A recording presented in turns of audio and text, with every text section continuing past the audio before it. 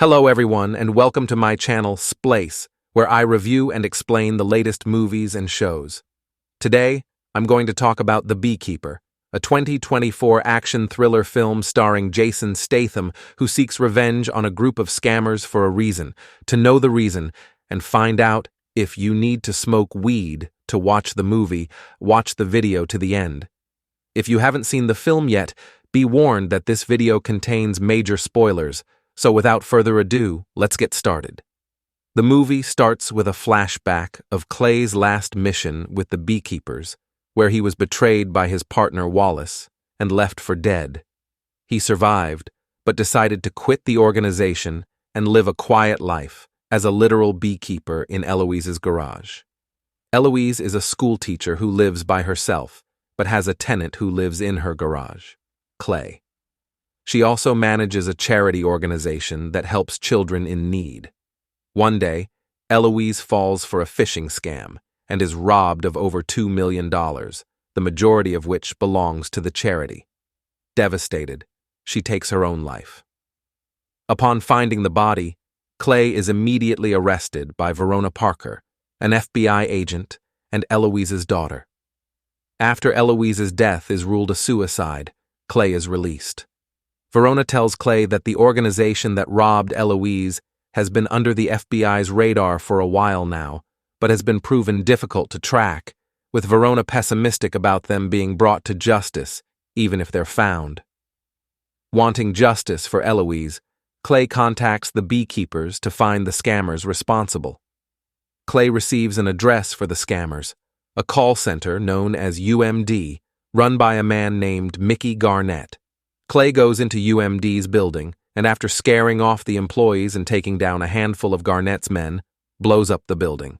Garnett informs his boss, a laid-back guy named Derek Danforth. Danforth sends Garnett to kill Clay. Garnett and his thugs find Clay and follow him to his garage, where Clay quickly kills them all except for Garnett, whom he spares. Garnett is allowed to escape, although he cuts off 2 of his fingers doing so. Garnett calls Danforth while stopped at a bridge, informing him that Clay is a beekeeper. Clay kills Garnett and warns Danforth that he is coming after him. Clay tracks down Danforth to his mansion, where he discovers that Danforth is actually the son of the President of the United States, who is also the mastermind behind the phishing scam. The President, who is a woman, uses a sophisticated program called The Hive to manipulate and monitor the scam operations. She also has a secret deal with the FBI Deputy Director Prigg, who provides her with protection and information. The president's motive is to use the money from the scam to fund her re-election campaign, as well as to satisfy her twisted sense of power and control. Clay infiltrates the mansion, killing several guards and mercenaries along the way. He also encounters Wallace, who is now working for the president. Clay and Wallace fight, and Clay manages to break Wallace's fingers and knock him out. Clay reaches the president's office, where he finds her holding a gun to her son's head. She reveals that she knows Clay is a beekeeper, and that she has been using the hive to spy on him and the other beekeepers. She also reveals that she is the one who ordered Wallace to betray Clay on his last mission, as she wanted to eliminate him as a potential threat. She then tells Clay that she has a proposition for him. She will spare his life and let him join her organization if he kills Verona, who has arrived at the mansion with a team of FBI agents. Clay refuses and says that he will kill both the president and her son. The president laughs and says that Clay is a fool and that he will never get away with it. She then shoots her son in the head and says that he was a disappointment to her anyway. She then aims at Clay, but Clay is faster and shoots her in the chest. Clay then jumps out of a nearby window and lands on the beach, where he has hidden scuba gear. He puts on the gear and swims away. Verona arrives at the president's office and sees the bodies of the president and her son. She also sees Clay escaping through the window.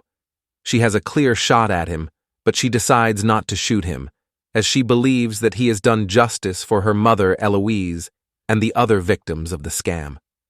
She then calls Prigg and tells him that the president and her son are dead and that Clay is the killer. Prig, who is shocked and scared, asks her what she is going to do. Verona says that she is going to tell the truth and expose the president's crimes. She then hangs up and walks out of the office. The movie ends with Clay arriving at a remote island where he is greeted by a group of beekeepers who have been waiting for him. They congratulate him on his success and welcome him back to the organization. Clay smiles and says that he is glad to be back.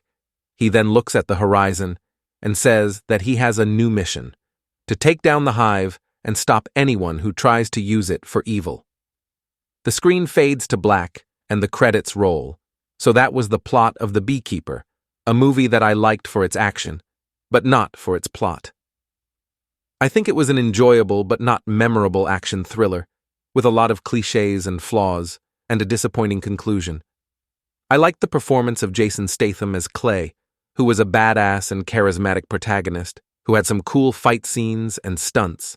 I also liked the action sequences, which were well choreographed and exciting, and the music, which was fitting and catchy.